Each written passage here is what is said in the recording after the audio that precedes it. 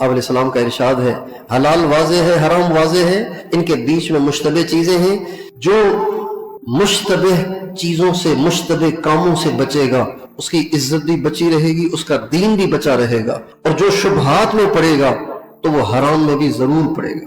اور ایک حدیث میں آتا ہے ما الاسم ما حاک فی صدرک وکرہت ان یطلع علیہ الناس، گناہ پتہ ہے کیا ہے؟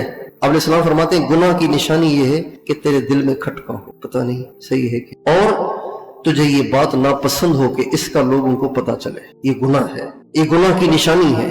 ایک تو کھٹکا ہو، اور دوسرا یہ کہ تجھے یہ بات ناپسند ہو کہ اس کا لوگوں کو پتہ چل جائے، اس سے بچنا ہے بھائی، بتانا نہیں کسی کو یار۔ حضرت ابوبکر صدیق رضی اللہ تعالیٰ عنہ کو ایک دفعہ بہت بھوک لگی ہوئی تھی، کسی نے کچھ پیش کیا، فوراً کھا لیا، تھوڑا سا تھا، 2 لقمے، 1 لقمہ کھا کے فوراً خیال آیا بھئی لائے کہاں سے تھے؟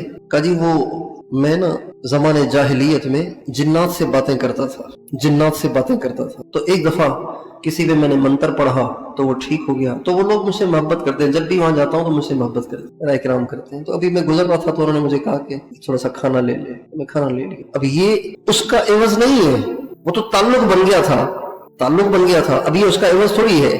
تو حضرت ابوبکر صدیق نے کہا لوگوں کو کیا ہو گیا ہے کہ ہمیں کھلا دیتے ہیں اور بتاتے تک نہیں ہے کہ کہاں سے لائے ہیں۔ اسی وقت منہ میں انگلی ٹھونسنا شروع کر دی، لیکن پیٹ میں کچھ ہو تو نکلے نا۔ ایک لقمہ جو جائے گا، ایک لقمہ، صرف ایک لقمہ، 2 لقمے نہیں، صرف ایک لقمہ۔ اب ایک لقمہ کھانے کے بعد جس کے پیٹ میں کچھ بھی نہ ہو نکلے گا کیا؟